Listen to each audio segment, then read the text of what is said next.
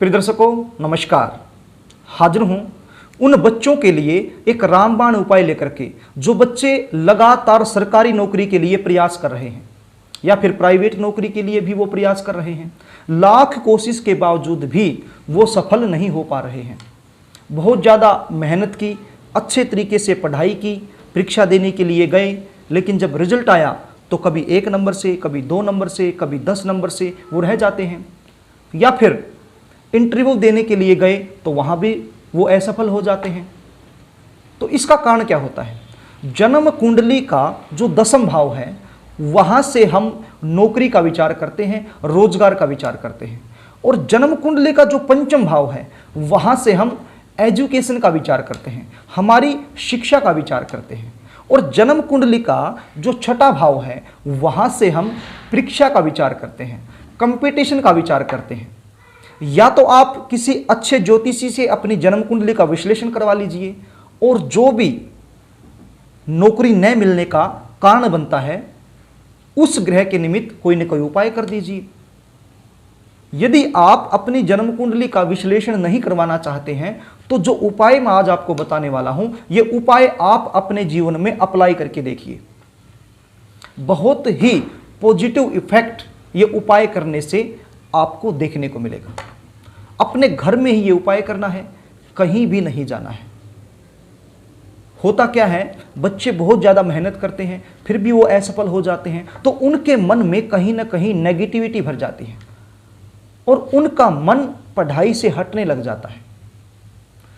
तो ये उपाय जो मैं आपको बताऊंगा, ये उपाय यदि आपने कर दिया तो आपके मन से, आपके दिमाग से ये नेगेटिविटी बाहर चली जाएगी और ये उपाय आपको मजबूर कर देगा लगातार प्रयास करने के लिए।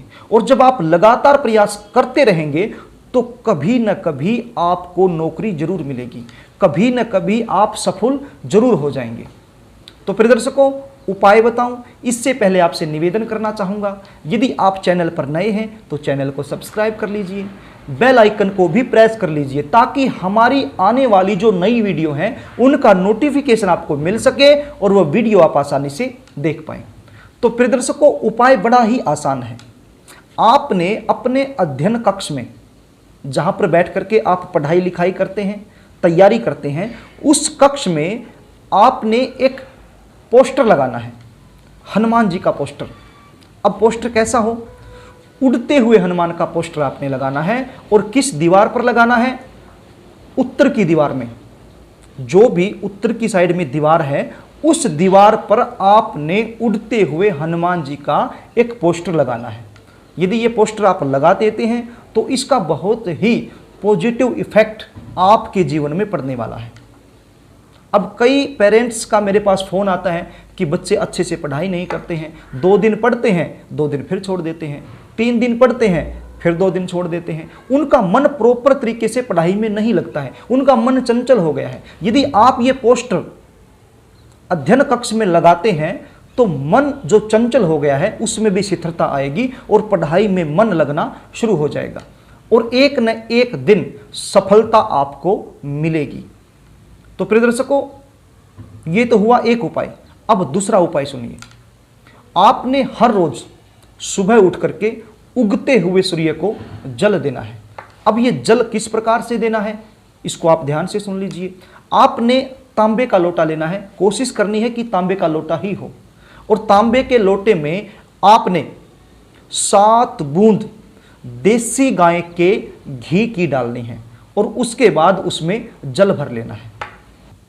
तो जब हर रोज आप सूर्य देव को ये अर्घ देंगे तो आपकी जन्म कुंडली में जो सूर्य कमजोर अवस्था में बैठे हैं वो पावरफुल अवस्था में आ जाएंगे और सरकारी नौकरी के रास्ते आपके लिए खुल जाएंगे।